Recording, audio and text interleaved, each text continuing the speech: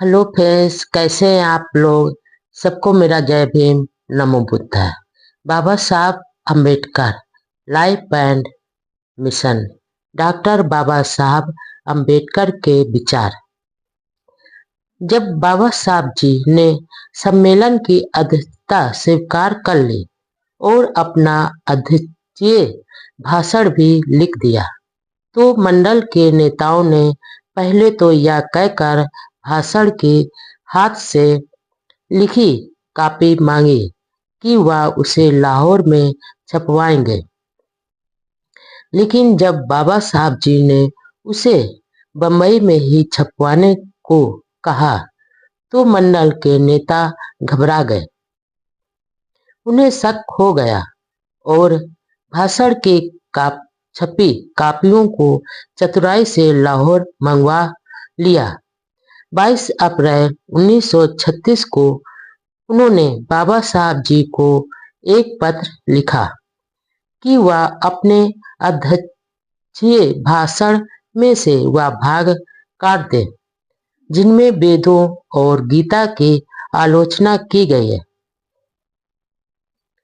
जवाब में बाबा साहब जी ने लिखा कि भाषण में कोई काट छाट करना तो दूर है, वह एक कामा भी हटाने को तैयार नहीं है और वह अपने विचारों के लिए स्वयं जिम्मेदार हैं। उन्होंने यह भी लिखा कि हिंदू के रूप में उनका यह आखिरी भाषण है। जात पात तोड़क मंडल को बाबा साहब जी का भाषण सहन नहीं हो पाया। वे धार्मिक रूढ़ियों पर प्रहार करने वाले तथा हिंदू धर्म में अछूतों की नरकीय दशा को की सच्चाई बताने वाले भाषण से घबरा गए। हिंदू धर्म के मंच पर ही हिंदू धर्म की कमियों को वे सुनना नहीं चाहते थे। आखिर मंडल ने यह कहकर कि स्वागत समिति अध्यक्ष के विचारों से सहमत नहीं है, सम्मेलन ही रद्द कर दिया। बाद में बाबा साहब का वह भाषण जात का विनाश, एनिहिलेशन ऑफ कास्ट के नाम से पुस्तक के रूप में छपा, जो आज देश दुनिया में खूब चर्चित है। जात का नाश करने वाले मानवतावादियों के लिए यह बहुत महत्वपूर्ण दस्तावेज है। उस किताब के अंग्रेजी संस्करण हाथों हाथ बिक गए और मांग इतनी बढ़ी कि उसका गुजराती, मराठी, पंजाबी, तमिल भाषाओं में भी अनुवाद कर छापा गया।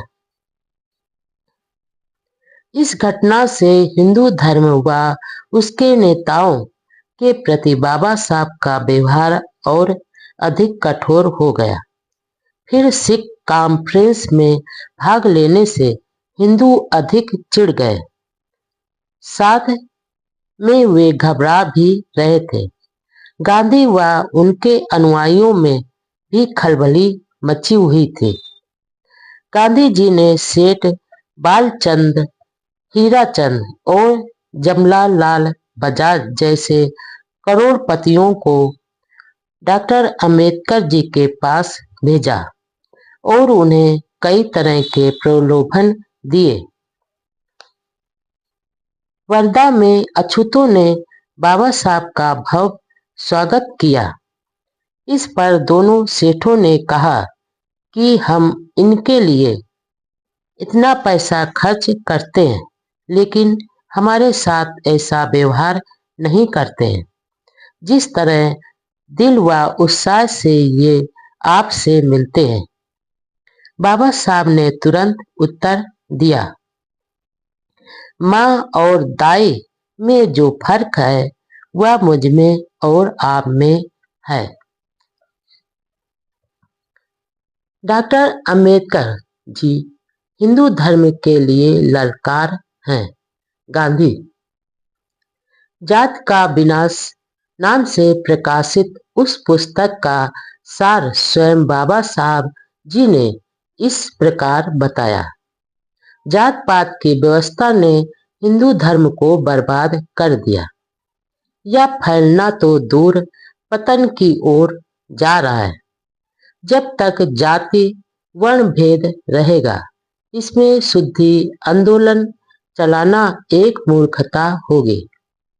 जाति भेद के रहते हुए कोई संगठन नहीं हो सकता, और जब तक संगठित नहीं होंगे तब तक हिंदू दुर्बल और दब्बू ही बने रहेंगे।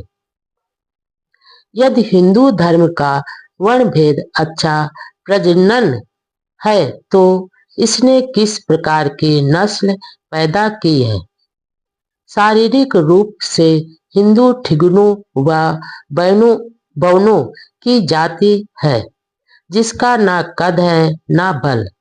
यह एक ऐसी जाति है जिसका 9वां-10वां भाग सैनिक सेवा के लिए आयोग ठहराया जा चुका है। इससे साबित होता है कि वर्ण व्यवस्था में आधुनिक विज्ञान के सुप्रजनन शास्त्र का कुछ भी आधार नहीं है। भारत में सामाजिक क्रांति क्यों नहीं हुई? इस सवाल के जवाब में बाबा साहब लिखते हैं, हिंदुओं की नीची जातियों को इस वर्ण व्यवस्था ने किसी प्रकार की क्रांति करने के योग नहीं रहने दिया। शास्त्र धारण करने का अधिकार नहीं दिया, विद्या का हक नहीं दिया और नीच बना दिया। इस प्रकार वे अपनी मुक्ति का मार्ग ढूंढ ही नहीं पाए, सोच भी नहीं सके। वह यह भी लिखते हैं कि हिंदू जाति भेद को इसलिए नहीं मानते हैं कि वे क्रूर हैं, दिमाग में विकार है, बल्कि उन्हें धर्म अपने प्राणों से भी प्यारा है। इसकी जड़ वे धर्म ग्रंथ हैं जिन्होंने यह भावना पैदा की। इसलिए यदि आप जात भेद को मिटाना चाहते हैं तो आपके लिए वेदों और शास्त्रों को बारूद से उड़ा देना होगा। जो तर्क विज्ञान व नैतिकता को नकारते हैं, उन शास्त्रों व स्मृतियों को तबाह करना होगा। डॉक्टर अंबेडकर जी ने हिंदू धर्म में सुधार के लिए 3 बातों पर जोर दिया। नंबर 1, हिंदू धर्म में केवल एक प्रामाणिक पुस्तक होनी चाहिए जिसे सब हिंदू माने। नंबर डॉक्टर अंबेडकर जी ने हिंदू धर्म में सुधार के लिए 3 बातों पर जोर दिया। नंबर 1, हिंदू धर्म में केवल एक प्रामाणिक पुस्तक होनी चाहिए जिसे सब हिंदू माने। नंबर 2, पुरोहित का पेशा वंश परंपरागत करने की बजाय हर हिंदू व्यक्ति को पुरोहित बनने का अधिकार हो।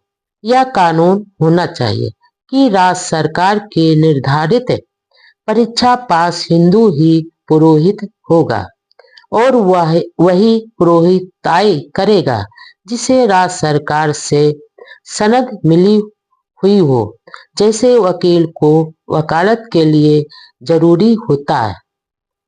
नंबर 3, जिसके पास प्रमाण पत्र व सनद नहीं हो उसके लिए पुरोहित का काम करना अपराध ठहराया जाए।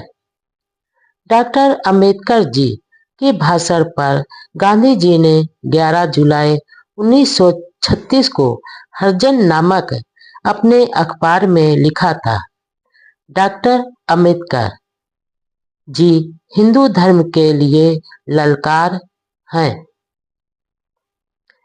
खोने के लिए गुलामी की बेड़ियां, पाने के लिए सारा जहां। बाबा साहब का झुकाव सिख धर्म की ओर था।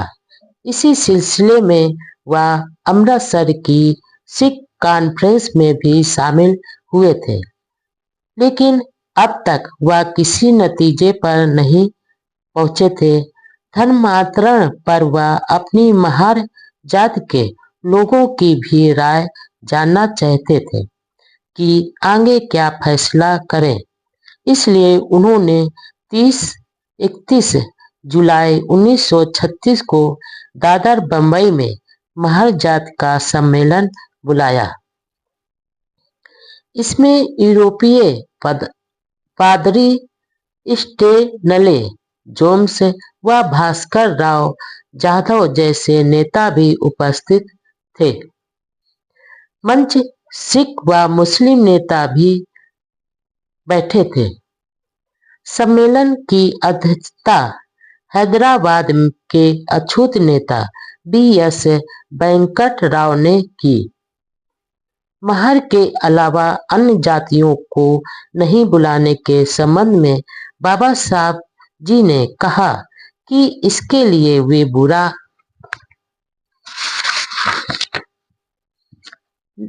नहीं माने। अन्य जातियां भी ऐसे सम्मेलन कर या जाहिर करें कि उनका समर्थन है। आज भी अनुसूचित जातियों के पढ़े लिखे में आपसी जातीय खींचतान इतनी ज्यादा है तो उस समय अनपढ़ अछूतों की क्या दशा होगी। इसलिए बाबा साहब जी की दशा कितनी दुविधा में होगी, इसकी मात्र कल्पना ही की जा सकती है। डॉक्टर अम्बेडकर जी ने सम्मेलन में मराठी भाषा में 50 पेज का एक लिखित भाषण दिया। उन्होंने अछूतों से कहा, तुम्हारे पास गंवाने के लिए कुछ भी नहीं है। तुम सिर्फ अपनी गुलामी की बेड़ियों को ही गंवाओगे। जहां तक अछूत समाज हिंदू समाज के रहेगा, उसकी प्रगति नहीं होगी। समानता व स्वतंत्रता व स्वाभिमान के लिए इसे छोड़ देना चाहिए। तुम ऐसे धर्म में क्यों नरकीय जीवन गुजारते हो जो तुम्हें अछूत समझकर तुम्हें सम्मान, आजीविका, शिक्षा, आवास और धन से दूर रखता है। बाबा साहब जी ने कहा, मैं तुम्हें बताना चाहता हूँ कि धर्म मनुष्य के लिए, मनुष्य धर्म के लिए नहीं है। और जो धर्म तुम्हें नीच समझता है वह धर्म नहीं, गुलाम बनाए रखने की साजिश है। जो धर्म तुम्हें इंसान नहीं समझता, पीने योग्य पानी भी नहीं लेने देता, धार्मिक स्थानों में जाने नहीं देता, वह धर्म धर्म कहलाने का हकदार नहीं है। जो धर्म तुम्हें शिक्षा से वंचित रखता है, शारीरिक संसारिक विकास में बाधा डालता है, उसे धर्म हरगिज नहीं कहा जा सकता।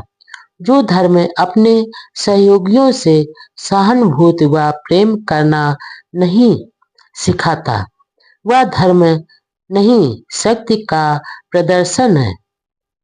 जो धर्म पशु को तो छूने की इजाजत देता है, लेकिन इंसान के छूने को पाप व अधर्म कहता है, वह धर्म नहीं बल्कि षड्यंत्र है। जो धर्म गरीब को गरीब और अनपढ़ रहने पर मजबूर करता है, वह धर्म नहीं बल्कि एक संकट है।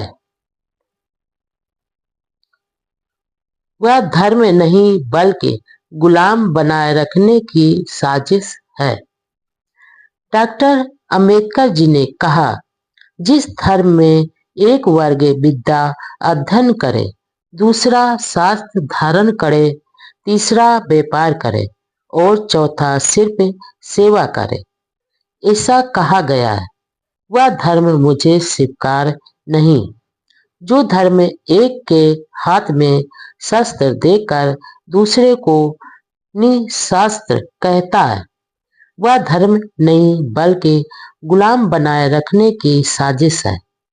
जो धर्म कुछ लोगों के लिए धन प्राप्त करने का मार्ग खुला रखता है और बाकी लोगों को गुजारने के लिए दूसरों पर निर्भर रहने की आज्ञा देता है, वह धर्म नहीं बल्कि बड़ी स्वार्थपरता है।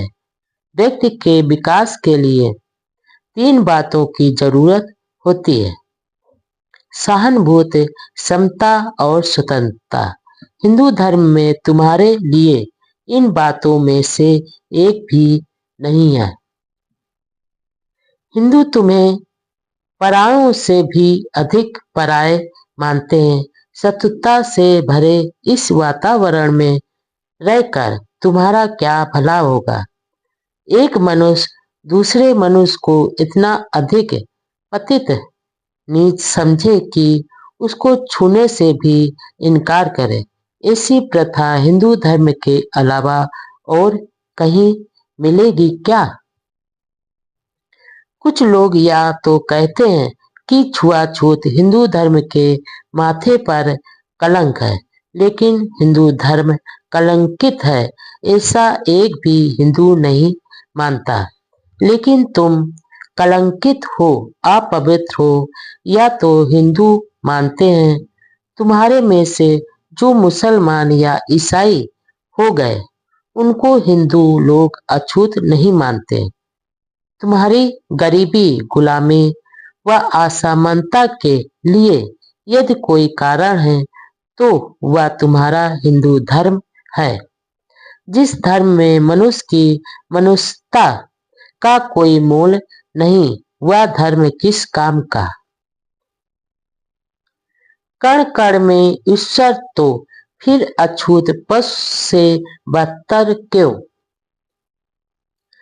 कण कण में ईश्वर का वास है, ऐसे मानने वाले ढोंगी हैं, क्योंकि वे इंसान को पशु से भी बदतर मानते हैं। ईसाई और मुसलमान धर्म में ऊंच नीच नहीं है, लेकिन हिंदू लोग तुम्हें नीच समझते हैं, इसलिए मुसलमान और ईसाई भी तुम्हें नीच समझते हैं। इसलिए इस कलंक को धोने का सही उपाय है, और वह है हिंदू धर्म का त्याग। यह कहा जाता है कि हिंदुओं में कई लोग हिंदू धर्म में सुधार करने के लिए तैयार हैं, इसलिए उनके सहयोग से जाति भेद व छुआछूत को नष्ट करने की बजाय धर्म को छोड़ना उचित नहीं है। हिंदू धर्म के ऐसे ढोंगी समाज सुधारकों से मुझे घृणा है। अमेरिका में काले निग्रो को श्वेतों की गुलामी से आजाद कराने के लिए वहां के गोरे समाज सुधारकों ने गोरे शोषकों के खिलाफ ही घोर संघर्ष किया। क्या हिंदू समाज सुधारक अछूतों को सवर्ण हिंदुओं की गुलामी से मुक्त कराने के लिए वैसा गृह युद्ध करने को तैयार है? हिंदू धर्म मेरी बुद्धि को जचता नहीं, लेकिन बाबा साहब जी ने साथ में यह भी कहा, धर्मांतरण की सार्थकता जांचे बिना कोई भी धर्मांतरण नहीं करे। यह मेरी राय है। धर्म मनुष्य के लिए है, मनुष्य धर्म के लिए नहीं। बाबा साहब जी ने कहा है, धर्म मनुष्य के लिए है, मनुष्य धर्म के लिए नहीं। इस सम्मेलन में दिया गया भाषण डॉक्टर अंबेडकर जी के ऐतिहासिक महत्व के उत्कृष्ट भाषणों में से एक है। सम्मेलन में धर्मांतरण करने का प्रस्ताव पास हुआ। डॉक्टर अंबेडकर जी ने सिख, इस्लाम, बौद्ध सभी धर्मों के प्रतिनिधियों से मिलकर विचार विमर्श किया, लेकिन सभी को यही जवाब दिया कि मैं अभी तक किसी निश्चित नतीजे पर नहीं पहुंचा हूं। दरअसल वह सभी को आजमा रहे थे, लेकिन बाबा साहब जी की एक बात बहुत ही महत्वपूर्ण थी वह यह थी कि हालांकि उन्हें हिंदू धर्म और हिंदू समाज से लाख शिकायतें थी, लेकिन वह भारतीय हिंदू समाज के प्रति अपनी मानवीय जिम्मेदारी भी महसूस करते थे। उनमें बदले की भावना कतई नहीं थी। वह इसी समाज व देश में रहकर मानवता की सेवा करना चाहते थे। वह एक स्वाभिमानी सज्जन व मानवतावादी पुरुष थे। उन्होंने कहा, इस्लाम या ईसाई धर्म स्वीकार करने से दलितों की राष्ट्रीयता में अंतर आ जाएगा। यदि वे इस्लाम कबूल करेंगे तो मुसलमानों की संख्या देश में दुगनी हो जाएगी और मुस्लिम सत्ता या राष्ट्र का खतरा भी पैदा होगा। यदि वे ईसाई बनेंगे तो ईसाइयों की संख्या काफी बढ़ जाएगी और इससे भारत में ब्रिटिश सत्ता सुदृढ़ होगी। इसके उल्टे यदि वे बौद्ध या सिख धर्म ग्रहण करते हैं तो उनकी राष्ट्रीयता व संस्कृति में कोई अंतर नहीं आएगा और वे देश की राजनीतिक प्रगति में सहायक होंगे। ऐसा था बाबा साहब का राष्ट्र प्रेम। निजाम हैदराबाद की ओर से मुस्लिम नेता डॉक्टर अंबेडकर जी से लगातार संपर्क बनाए हुए थे। उन्होंने 6 करोड़ रुपयों का प्रलोभन भी दिया, लेकिन बाबा साहब जी ने इस पेशकश को ठुकराते हुए कहा, अछूत कोई भेड़ बकरियां नहीं है जिनको मंडी में खरीदा या बेचा जा सकता है। ईसाई मिशनरी भी भाग दौड़ कर रहे थे, लेकिन डॉक्टर अंबेडकर जी ऐसा धर्म चाहते थे जो भारतीय हो और जिसमें जाति वर्ण भेद नहीं हो। इसलिए शुरू में वह सिख धर्म की ओर आकर्षित हुए। सिख नेताओं से लंबी चर्चाएं भी हुई, लेकिन हाँ नहीं कहा। यह सही है कि सिख धर्म में सैद्धांतिक तौर पर जाति वर्ण भेद नहीं है, लेकिन व्यवहार में वहां भी जात पात ऊंच नीच है, अछूत जातियां हैं, जिससे स्वयं सिख नेताओं ने भारत सरकार के समक्ष स्वीकार भी किया है। सिख धर्म का उदय हिंदू धर्म में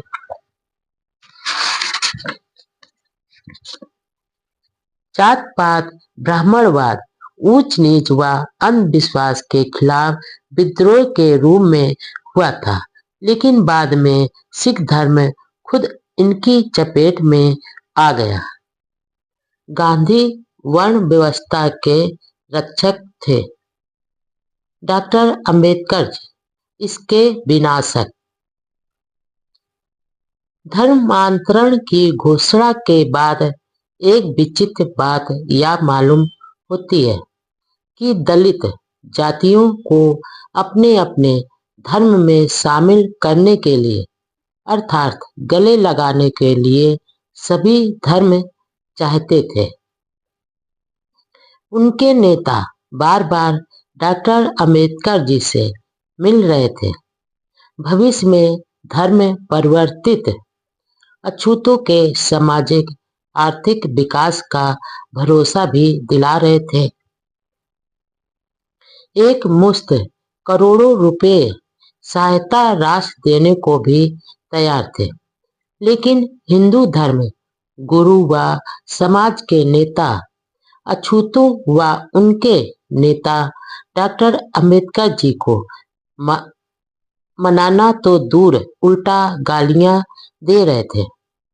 कुछ गिने चुने सुधारवादी लोग चिंता जता रहे थे, लेकिन उनका कोई महत्व नहीं आका रहा था। पूरा हिंदू समाज उदासीन व बेफिक्र था। धर्म को बचाने की बजाय डॉक्टर अंबेडकर जी को कोसने में लगा हुआ था। अछूतों का धर्मांतरण के निर्णय से हिंदू नेता परिचित थे, लेकिन वे उदासीन थे। उनमें ऐसी उदासीनता क्यों है, इसके बारे में डॉक्टर अंबेडकर जी ने लिखा, उदासीनता से बढ़कर कोई रोग नहीं हो सकता है और वर्ण व्यवस्था के जाति वर्ण भेद के कारण ये उदासीन है, क्योंकि वर्ण भेद के रहते संगठित हो ही नहीं सकते, सहयोग नहीं कर सकते। कांग्रेस के नेता भी धर्मांतरण के सवाल पर उदासीन ही रहे। उधर हिंदू नेता कांग्रेस नेताओं की आलोचना करते थे। वर्ण व्यवस्था हिंदू धर्म का एक रोग है, जिसके लिए गांधी जी ने डॉक्टर अंबेडकर जी को कहा था, यदि आप वर्ण भेद का विनाश करना चाहते थे तो मैं आपके पक्ष में नहीं हो सकता। यानी गांधी रोग के रक्षक थे और डॉक्टर अंबेडकर जी रोग के विनाशक थे। आखिर गंदगी को गंदगी से कैसे धोया जा सकता है? जात भेद का समर्थन करके छुआछूत का निवारण नहीं किया जा सकता। डॉक्टर अंबेडकर जी द्वारा धर्मांतरण की घोषणा के बाद मैसूर राजा ने घोषणा कर दी कि दरबार के दशहरा महोत्सव में दलित जात के लोग शामिल हो सकेंगे और sir G P Ramaswamy Iyer की कोशिशों के बाद त्रिवणकोर रियासत में राज के अधीन सैकड़ों मंदिरों के दरवाजे अछूतों के लिए खुले कर दिए। गांधी जी पहले यंग इंडिया नाम से अखबार निकालते थे, लेकिन पुणे समझौते के बाद इसका नाम हरिजन कर दिया। 10 जून 1936 को एक इटालियन भिक्षु लोकनाथ भी दादर के राजगृह में बाबा साहब से मिले। हिंदू महासभा के प्रवक्ता डॉक्टर मुंजे अपने मित्रों के साथ 10 जून 1936 को बंबई में डॉक्टर अंबेडकर जी से मिले और सिख धर्म अपनाने का आग्रह किया। इस दौरान हिंदू महासभा के नेताओं ने डॉक्टर अंबेडकर जी से हमेशा अलग चलने वाले अछूत नेता एम.सी. राजा को भी भड़काया। राजा ने गांधी व मालवीय को पत्र लिखकर सलाह मांगी। उस समय कांग्रेस के नेता गोविंद बल्लभ पंत ने कहा, हरिजनों को दोनों बातों का लाभ नहीं मिलेगा। वे अछूत हिंदू के रूप में विशेष अधिकारों का लाभ लेवें या हिंदू बनकर उनका त्याग करें। पंत को डॉक्टर अंबेडकर जी ने जवाब दिया, कांग्रेस पार्टी की यह साजिश है कि अछूत लोग और मैं घबराकर आने वाले चुनाव में लड़े ही नहीं। पार्टी की कोशिश है डॉक्टर अंबेडकर जी और उनके अनुयायियों को हिंदू धर्म में रहने के लिए मजबूर किया जाए। डॉक्टर अंबेडकर जी के कहने का अर्थ यह था कि अछूतों को जो सीटें मिली हैं वे हिंदुओं के हिस्से में से न होकर आम चुनाव क्षेत्र से प्राप्त हुई हैं। अछूतों का जो वर्गीकरण किया गया है वह धार्मिक दृष्टि से नहीं होकर सामाजिक और आर्थिक आधार पर किया गया है। पंत और डॉक्टर अंबेडकर जी के बीच वाद विवाद के बारे में संडे स्टेट्समैन अखबार ने लिखा कि डॉक्टर अंबेडकर जी जैसे कानून विशेषज्ञ संवैधानिक विषयों में हस्तक्षेप करने वाले कोई एरे गैरे व्यक्ति नहीं है। वह संविधान विज्ञान के महान कानून विशारद हैं। किस समय किस मुद्दे पर क्या बोलना है वे अच्छी तरह जानते हैं।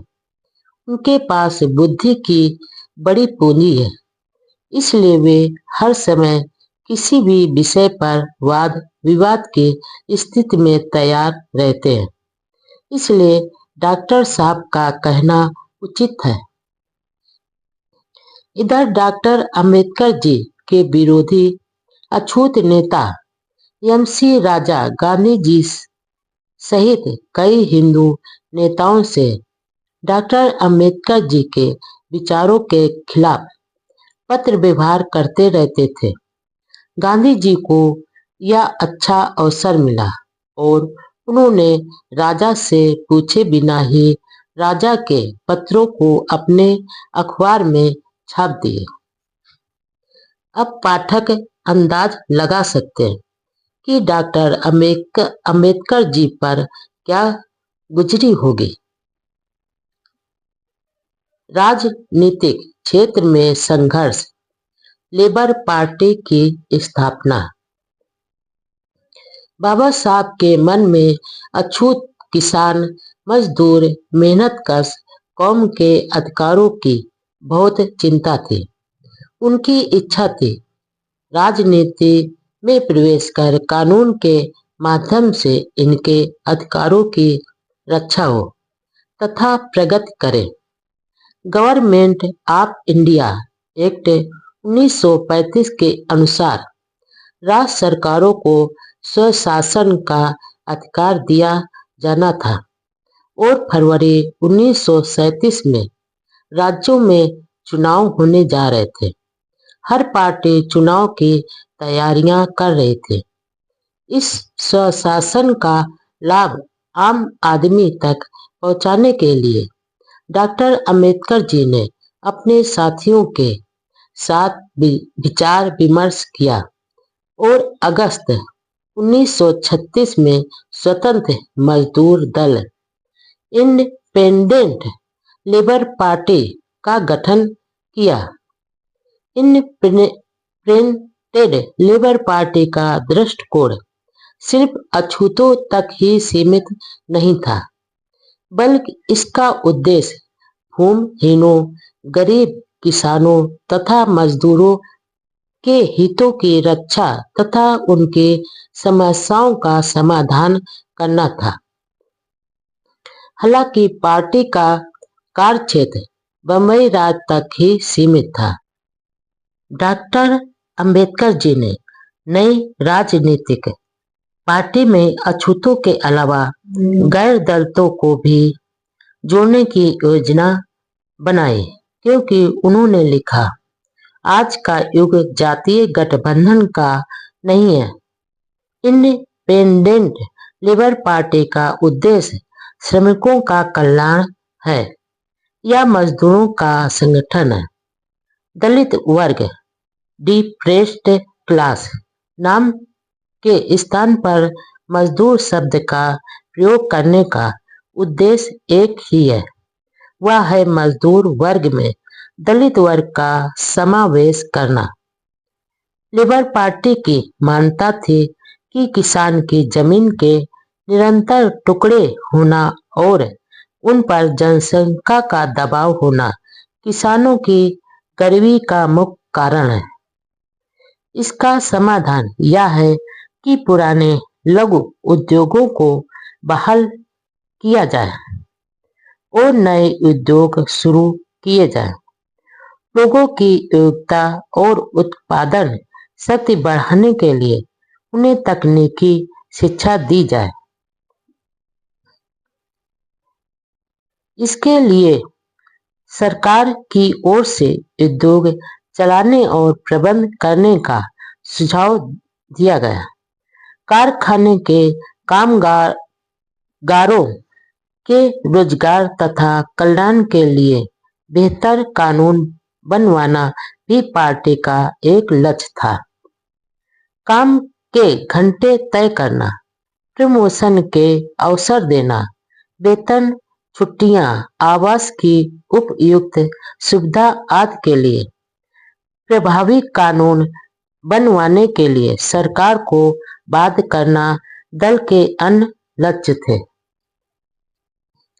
सामाजिक सुधारों के बारे में पार्टी ने घोषणा की कि पार्टी समाज सुधारकों व प्रगतिशील विचारकों को सहयोग करेगी तथा पूंजीवाद, ब्राह्मणवाद, सामंतवाद व धर्मांधता का घोर विरोध करेगी। पार्टी में सुझाव दिया कि धार्मिक स्थलों का अतिरिक्त बेशुमार धन शैक्षणिक कार्यों में खर्च किया जाना चाहिए। गांव की दशा सुधार कर आधुनिकीकरण की भी पार्टी योजना बनाएगी। पार्टी में सभी जाति वर्ग के मजदूर किसान सदस्य थे। इसकी शाखाएं मध्य प्रांत व मद्रास में भी खोली गई। बम्बई के मजदूर बाबा साहब का बहुत सम्मान करते थे। बम्बई के मिल मजदूरों की दशा से डॉक्टर अंबेडकर जी की अच्छी तरह परिचित थे। विद्यार्थी जीवन में मिल में काम करने वाले अपने संबंधियों को उनके भोजन के डिब्बे मिल तक पहुंचाने का काम डॉक्टर अंबेडकर जी कर चुके थे। उनको समाज के हर शोषित पीड़ित वर्ग से सहानुभूति थी। विदेश का दौरा और विवाह की अफवाह। कई क्षेत्रों में रात दिन शारीरिक भागदौड़ व मानसिक श्रम के कारण बाबा साहब के स्वास्थ्य पर असर पड़ रहा था। इस कारण 11 नवंबर 1936 को उन्हें स्वास्थ्य लाभ के लिए यूरोप जाना पड़ा। वहां वे वियना, लंदन, जेनुआ व बर्लिन में रहे। बाद में लंदन गए और 14 जनवरी 1937 को वापस भारत आए। दरअसल बाबा साहब का मुख्य उद्देश्य तो लंदन जाना था, जहां उन्हें ब्रिटिश अधिकारियों से यह चर्चा करनी थी कि अछूतों द्वारा सिख धर्म अपनाने के बाद नए संविधान में क्या उनके राजनीतिक हित सुरक्षित रहेंगे। इसके लिए वह 1 सप्ताह लंदन में रहे। वह विदेश से लौटे तो उनके स्वागत में हजारों लोग बम्बई बंदरगाह पर मौजूद थे। इन लोगों में बाबा साहब के अनुयायियों व शुभ चिंतकों के अलावा कुछ ऐसे लोग भी थे जो डॉक्टर अंबेडकर जी की विदेशी पत्नी को देखने के लिए आए थे। दरअसल यूरोप यात्रा के दौरान विधिद व्रत नामक बम्बई के एक मराठी अखबार ने एक निराधार खबर छापी थी कि डॉक्टर अंबेडकर जी ने यूरोप में एक विदेशी महिला से शादी रचा ली है। लेकिन उनके अनुयायियों को पूरा भरोसा था कि बाबा साहब ऐसा क्षणिक फैसला नहीं करेंगे और उनके भरोसे के मुताबिक बाबा साहब अकेले ही बाहर आए। जब उन्हें इसके बारे में बताया तो उन्होंने इस अफवाह का खंडन किया। कई बार ऐसा होता है, विद्वान व प्रतिभाशाली पुरुषों से प्रति स्त्रियां जल्दी आकर्षित होती हैं। उस समय ऐसी अफवाह थी कि एक अंग्रेज स्त्री डॉक्टर अंबेडकर जी की पर्सनालिटी से मोहित हो गई थी और उनके साथ विवाह करने का आग्रह किया था। लेकिन यह सब झूठ था।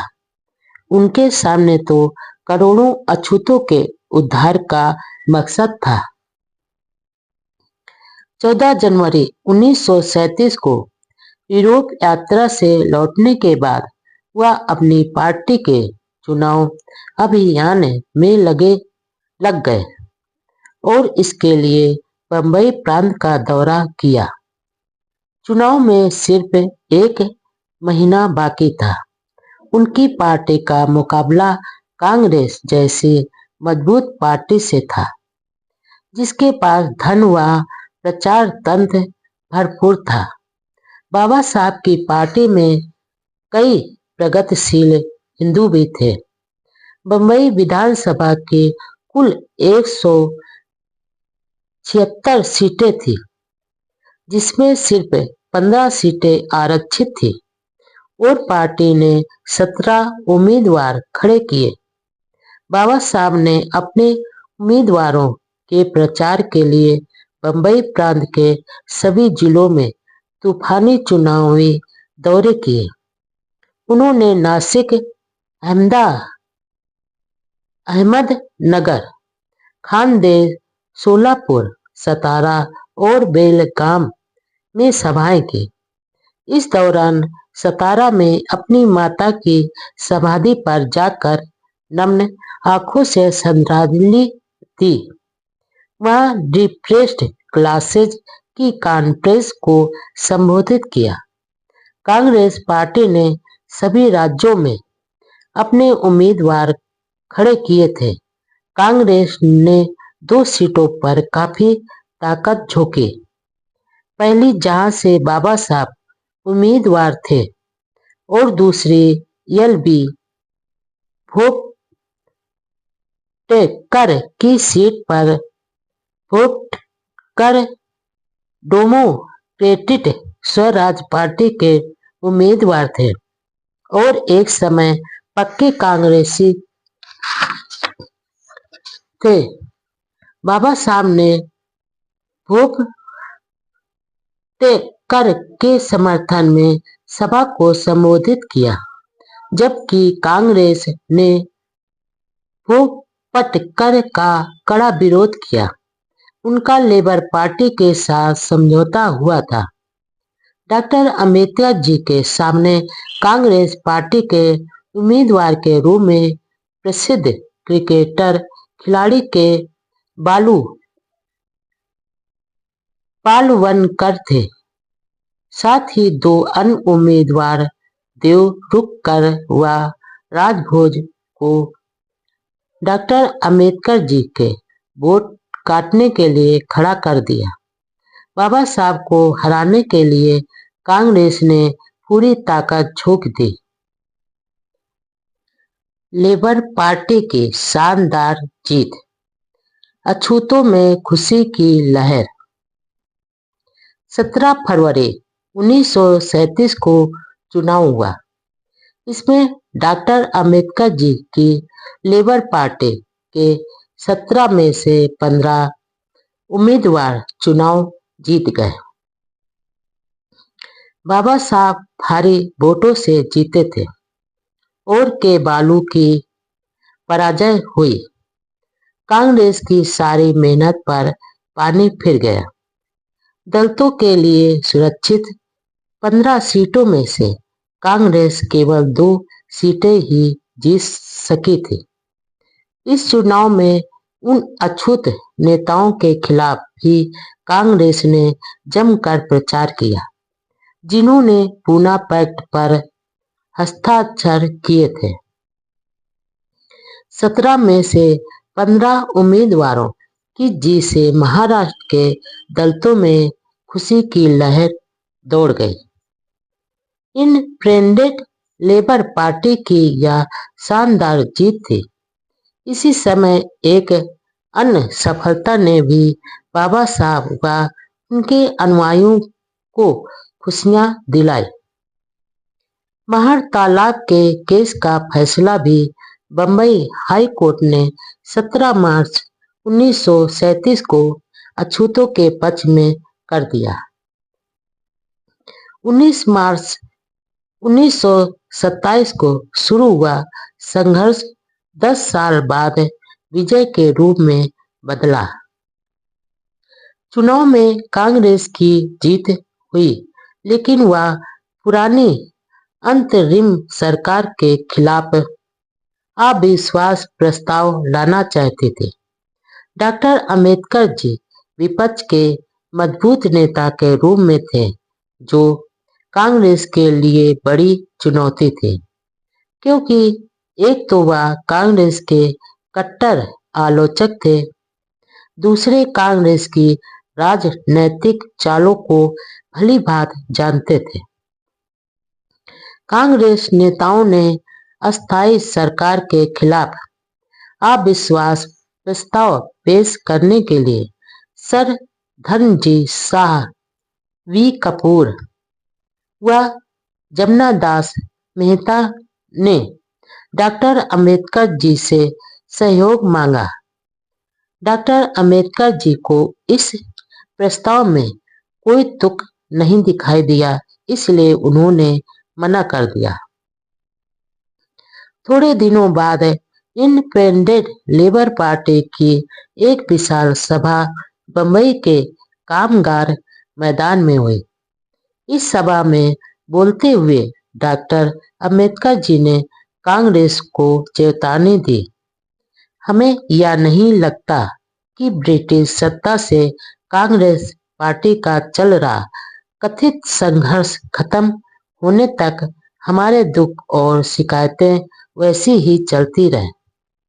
अपने भाषण में कांग्रेस के जवाहरलाल नेहरू की उस सोच की कड़ी निंदा की, जिसके कारण उन्होंने अपने नौकर हरि को दलित वर्ग के नामी उम्मीदवार के सामने खड़ा कर दिया और उस अछूत नौकर को जितवा भी दिया। उन्होंने यह भी स्पष्ट किया कि अंतरिम सरकार में उन्होंने मंत्री पद क्यों नहीं स्वीकार किया। उन्होंने बताया कि ऐसे मंत्रिमंडल में मंत्री बनने का क्या औचित्य था, जो अल्पमत में हो और अधिक समय तक चलने वाला नहीं हो। बंबई विधानसभा। डॉक्टर अंबेडकर जी ने हरिजन शब्द का विरोध किया। आखिर कांग्रेस ने सरकार बनाने का फैसला किया। अस्थायी सरकार ने त्याग पत्र दे दिया था। 19 जुलाई 1937 को विधानसभा में चुने गए नए मंत्रिमंडल ने शपथ ग्रहण की, जिसमें एक भी दलित मंत्री नहीं था, अधिकतर ब्राह्मण ही थे। शपथ ग्रहण समारोह में अन्य सदस्यों के विपरीत डॉक्टर अंबेडकर जी ने गीता पंथ हाथ में रखकर शपथ ग्रहण करने से मना कर दिया और अलग सम्मानजनक ढंग से शपथ ग्रहण की। उस समय की विधान सभाओं में बंबई विधानसभा के सदस्य डॉक्टर अंबेडकर जी और जमना दास मेहता, जो विरोध पक्ष में थे, देश भर के श्रेष्ठ विधायकों में गिने गए थे। डॉक्टर अंबेडकर जी पूरी विधानसभा में सबसे अधिक शिक्षित, योग्य व निडर सदस्य थे। कांग्रेस के अधिकतर विधायक नौसिखिए व जानकारियों के अनभिज्ञ थे, जो कांग्रेस कभी ऊंची आवाज में ब्रिटिश सरकार के विरोध में कहती थी कि विधानमंडल में जाना हराम है। जिस पार्टी के लोग ऊंची भाषा में कहते थे कि विधानमंडल में तो डेडे चमार जाएंगे, हम नहीं, वही पार्टी अब ब्रिटिश सत्ता के अधीन मंत्रिमंडल बनाकर सत्ता में थी।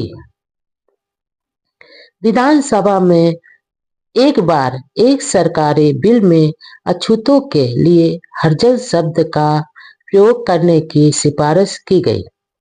उसका विरोध नासिक के दलित नेता बाबा साहब गायकवाड़ और डॉक्टर अंबेडकर जी ने किया। अछूत सदस्यों का बहुमत हरिजन शब्द के खिलाफ होने के बावजूद सवर्ण हिंदुओं के बहुमत के आधार पर हरिजन शब्द उनके मत्थे मढ़ दिया गया। दादा साहब गायकवाड़ का यह तर्क था कि यदि अछूत लोग ईश्वर के जन हैं, तो क्या सवर्ण हिंदू किसी दानव से संबंधित हैं? डॉक्टर अंबेडकर जी ने कहा कि इस समय मैं कोई अच्छा शब्द सुझाने की स्थिति में नहीं हूँ। इस पर मिल बैठकर विचार कर लेंगे। लेकिन उनकी कांग्रेस सरकार ने नहीं सुनी। दरअसल बाबा साहब को हरिजन शब्द में पाखंड की बू आती थी। जब डॉक्टर अंबेडकर जी के निवेदन पर ध्यान नहीं दिया, तो उनकी पार्टी के सदस्यों ने विरोध करने के लिए वॉक आउट किया। इस शब्द के प्रयोग पर प्रतिबंध की मांग बाद में भी बार बार उठती रही। आखिर एक अम्बेडकरवादी कार्यकर्ता व रतनलाल कैन के प्रयासों से केंद्र सरकार के गृह मंत्रालय ने 16 अगस्त 1990 के द्वारा हरिजन व गिरिजन शब्द का सरकारी कामकाज में प्रयोग करने पर रोक लगाई। मजदूरों, किसानों के हित, जमींदारी प्रथा के विरोध में बिल। महाराष्ट्र के गांवों में ज्यादातर महार अछूत लोग सरकारी चौकीदारी का काम करते थे, जिसके बदले में उन्हें बतनी जमीन मिली थी, लेकिन उस पर उनका कोई अधिकार नहीं था। जमीन के छोटे टुकड़े होने से उस पर पैदावार नहीं के बराबर होती थी, जबकि सरकारी चौकीदार के रूप में उनके रात दिन गुलामों की तरह काम लिया जाता था। इसलिए डॉक्टर अंबेडकर जी ने इस वतनी जमीन प्रथा को खत्म कर खेत जोतने वालों का भूमि पर अधिकार हो, इस आशय का बिल विधानसभा में पेश किया। लेकिन कांग्रेस सरकार का समर्थन न मिलने के कारण बिल पास नहीं हो सका। इसके बाद कोंकण क्षेत्र की खेती प्रथा, जो जमींदारी प्रथा जैसी थी, उसे भी खत्म करने के लिए डॉक्टर अंबेडकर जी ने बिल पेश किया।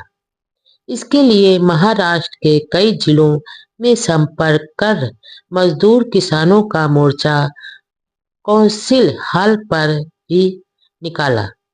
लेकिन कांग्रेस यह कतई नहीं चाहती थी कि डॉक्टर अंबेडकर जी का कोई कार्यक्रम सफल हो। हालांकि दोनों बिल मजदूर किसानों के रोजी रोटी से जुड़े थे, लेकिन कांग्रेस नेताओं को इसकी बिल्कुल चिंता नहीं थी। 31 जुलाई 1937 को डॉक्टर अंबेडकर जी एक मुकदमे के सिलसिले के दुलिया गए। 40 गांव स्टेशन पर उनका जोरदार स्वागत किया गया। डॉक्टर अंबेडकर जी कौन है? डॉक्टर अंबेडकर जी हमारे राजा हैं के नारों से आसमान गूंज उठा। ऐसा सम्मान तो उस राजा को भी नहीं मिला होगा जो राज परिवार में पैदा होने के कारण राजा बना हो। बाबा साहब तो ऐसे राजा थे जो गरीबों, शोषितों व मेहनत कशों के दिलों में राज करते थे। रात को दुलिया के विजयनंद थिएटर में डॉक्टर अंबेडकर जी के सम्मान में एक सभा का आयोजन किया गया। वहां उन्होंने कहा, हमें यह बात अच्छी तरह ध्यान में रखनी चाहिए कि अछूतों के कल्याण के प्रति ध्यान न देने वाले अंग्रेजों की जगह अब सामाजिक जीवन में अत्याचार करने वाले लोगों ने सत्ता पर कब्जा कर लिया है, जो कांग्रेस से हैं। अब सावधान रहने की जरूरत है। हर मंत्रिमंडल में ब्राह्मण नेता हैं। इसमें दलितों के लिए कोई स्थान नहीं है। कांग्रेस पार्टी मंत्रिमंडल द्वारा ब्राह्मणवाद को घुसा रही है। मेहनतकश मजदूरों के चहेते नेता बने डॉक्टर अंबेडकर जी। औद्योगिक विवाद बिल के अनुसार मजदूरों के हड़ताल करने के अधिकार को कुछ परिस्थितियों में अवैध या जुर्म घोषित करने का अधिकार सरकार को मिला हुआ था। इसके खिलाफ डॉक्टर अंबेडकर जी की लेबर पार्टी और बंबई प्रांतीय ट्रेडेड यूनियन कांग्रेस ने 7 नवंबर 1938 को बंबई व अन्य शहरों की मिलों में एक दिन की हड़ताल करने की घोषणा की। सरकारी विरोध के बावजूद हड़ताल सफल रही।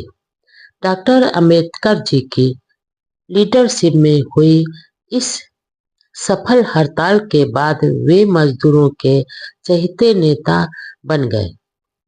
7 अगस्त 1937 को लेबर पार्टी की साधारण बैठक नागापाड़ा के नेबरहुड हाउस में हुई। डॉक्टर अंबेडकर जी पार्टी के अध्यक्ष व कोषाध्यक्ष चुने गए। Barrister MB. समर्थन को महासचिव, चित्रे व उपसाम को सचिव चुना गया।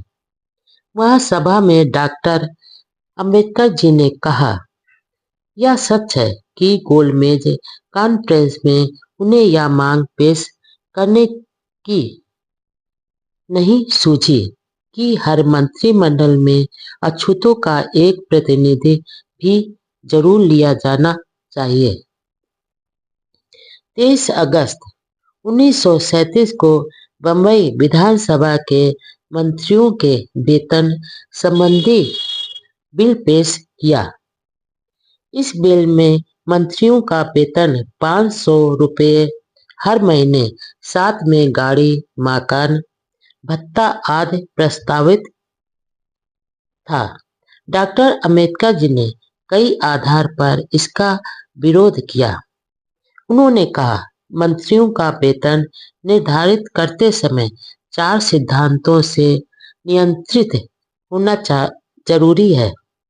पहला, सामाजिक स्तर, दूसरा, योग्यता, तीसरा, जनतंत्र और चौथा, निष्ठा व प्रशासन की पवित्रता।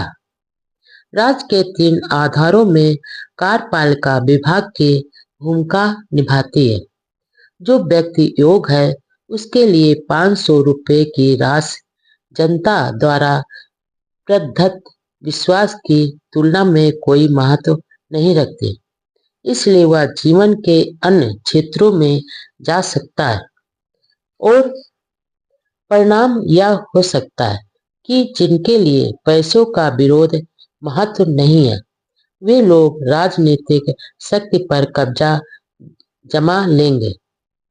उन्होंने आगे कहा, यदि देश के जीवन स्तर को ध्यान में रखा जाए तो हर मंत्री को 75 रुपये वेतन मिलना चाहिए। जैसा कि डॉक्टर जॉनसन का विचार था कि देशभक्ति दुष्ट बदमाशों के लिए अंतिम शरण है, उसमें मैं इतना जोड़ना चाहता हूँ कि राजनीतिज्ञों के लिए भी देशभक्ति अंतिम आश्रय स्थान है। उन्होंने मंत्रियों के ढोंग व त्याग का भी जिक्र किया और कहा कि मंत्रियों को इतना वेतन जरूर दिया जाना चाहिए कि वे भ्रष्ट न हो। सदन में सदस्य नामदार खेर ने बाबा साहब जी द्वारा ही जारी जा रही निस्वार्थ सेवा की खूब सराहना की। डॉक्टर अंबेडकर जी ने कई बार कहा था कि दलित सेवा राष्ट्र सेवा अथवा देश सेवा ही है। बैलों की तरह कष्ट भोग रहा है किसान। सामाजिक कार्यों के साथ डॉक्टर अंबेडकर जी द्वारा लेबर पार्टी का प्रचार अभियान भी चलता रहता था।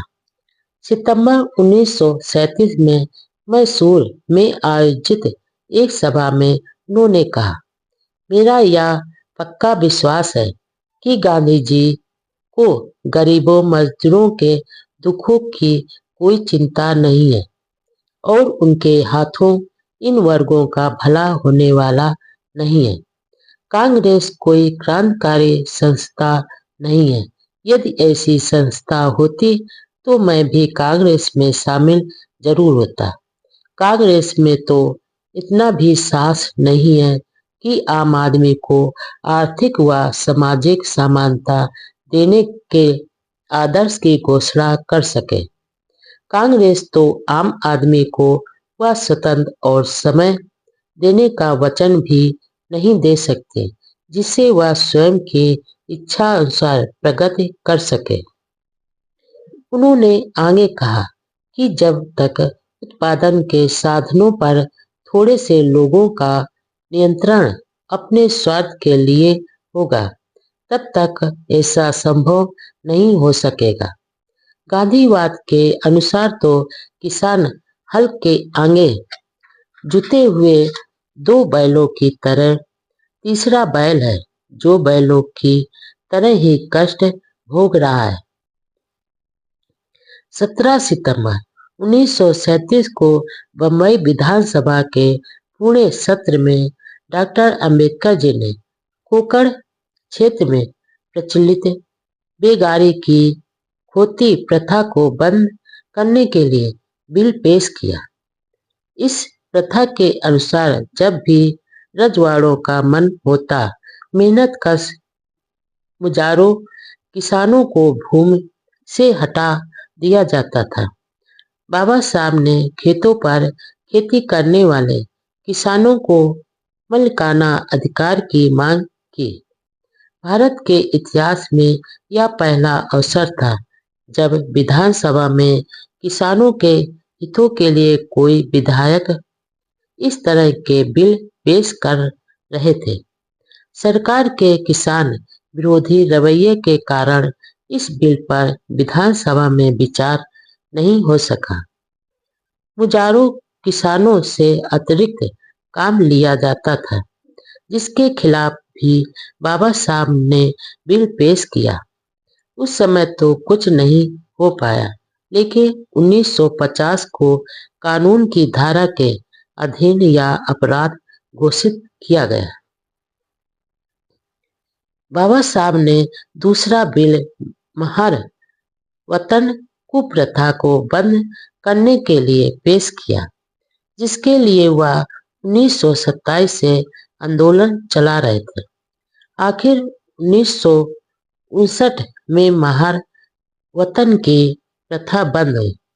एक उर्दू दैनिक अखबार के संपादक अली बहादुर खान ने प्रसिद्ध मराठी अखबार विधित व्रत के संपादक आर के तटनीस के खिलाफ एक लेख के सिलसिले में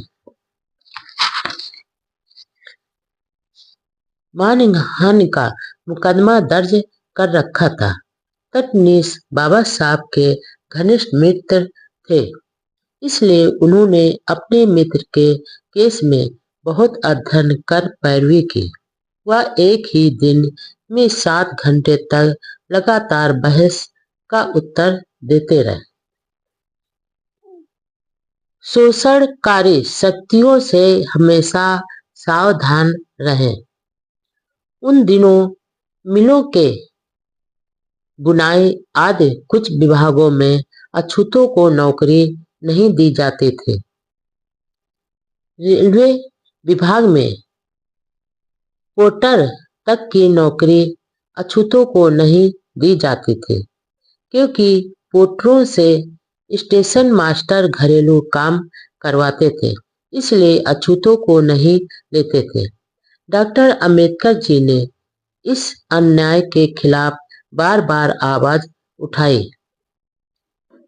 मनमाड़ में रेलवे के अछूत मजदूरों की सभा में डॉक्टर अंबेडकर जी ने कहा, ब्राह्मणवाद और पूंजीवाद ये दोनों मजदूरों के दुश्मन हैं, क्योंकि दोनों समता, स्वतंत्रता व बंधुत्व के खिलाफ हैं। डॉक्टर अंबेडकर जी शुरू से ही कम्युनिस्टों के विरोधी थे।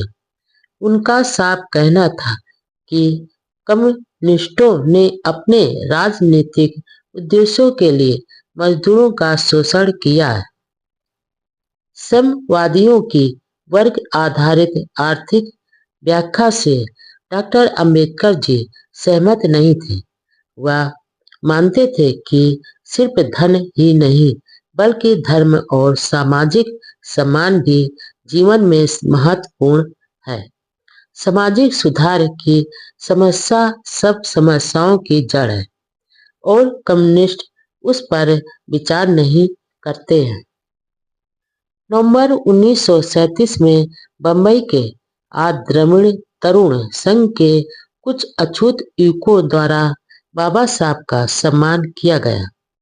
वहां उन्होंने युवाओं को आगाह किया कि वे कांग्रेस में नहीं जाएं। यदि वे वहां गए तो अछूतों की आवाज उठाने वाला कोई नहीं रहेगा। इसी महीने में लेबर पार्टी के नासिक के समर्पित नेता भाऊराव गायकवाड़ का बंबई में सम्मान समारोह आयोजित किया गया। भाऊराव ने बाबा साहब के नेतृत्व में अछूतों के सामाजिक, राजनैतिक व धार्मिक अधिकारों के लिए हर जगह संघर्ष किया। डॉक्टर अंबेडकर जी ने उनकी सेवाओं के लिए बहुत प्रशंसा की। बाबा साहब बहुत कम लोगों की ऐसी तारीफ करते थे। 1 जनवरी 1938 को सोलापुर जिले के दलित समाज के एक सम्मेलन में शामिल हुए। यह सम्मेलन वहां के प्रसिद्ध हिंदू तीर्थ पंढरपुर में आयोजित किया गया। पंढरपुर जाते समय रास्ते में कुर्दवाड़ी स्टेशन पर उनका स्वागत किया गया। वहां से एक खास मोटर में से वे पंढरपुर पहुंचे। रास्ते में करकेव गांव में संत समाज की सभा में भाषण में कहा कि कांग्रेस से हमेशा सावधान रहो, क्योंकि हमारा शोषण, छल और खून चूसने वाले लोगों के साथ कांग्रेस ने समझौता किया है। हमें हमेशा याद रखना चाहिए कि खादी के कपड़े व खादी की टोपी पहनकर ये लोग हमारे कल्याण का ढोंग रच रहे हैं। दोपहर को पंढरपुर पहुंचने पर डाक बंगले तक डॉक्टर अंबेडकर जी को जुलूस के रूप में लाया गया। इस सम्मेलन में लगभग 1000 प्रतिनिधि थे। अपने भाषण में डॉक्टर अंबेडकर जी ने कहा कि इस समय 3 सवाल हमारे सामने हैं। पहला, क्या उनको कभी हिंदू समाज में बराबरी का दर्जा मिल सकेगा? दूसरा सवाल कि क्या हमें राष्ट्रीय संपत्ति में पर्याप्त हिस्सा मिलेगा? और तीसरा सवाल यह है कि हमारे स्वाभिमान और स्वयं की सहायता करने के आत्मनिर्भरता आंदोलन का आगे क्या होगा? पहले सवाल का जवाब यह है कि जब तक जाति व्यवस्था रहेगी तब तक यह संभव नहीं होगा। दूसरे सवाल के जवाब में उन्होंने पूंजीवादियों द्वारा शासित कांग्रेस द्वारा पिछड़ों के साथ किए जा रहे व्यवहार की कड़ी निंदा करते हुए बताया कि जब तक कांग्रेस पूंजीपतियों के हाथ में है तब तक गरीब जनता अपने आर्थिक विकास के लिए वर्तमान सरकार पर विश्वास नहीं कर सकती। इसके लिए बाबा साहब जी ने कहा कि गरीबों का शोषण करने वाले पूंजीपतियों के खिलाफ साझा मोर्चा बनाकर संघर्ष जारी रखना चाहिए होगा। उन्होंने कहा कि हमें यह बात ध्यान में रखनी है कि वे इस कदम द्वारा कुछ भी खोने वाले नहीं हैं, जबकि वे सब कुछ प्राप्त कर सकते हैं। बस उन्हें बलिदान के लिए तैयार रहना होगा। मौत के डर से मुक्त होकर शेरों की तरह गरज कर आगे बढ़ना होगा।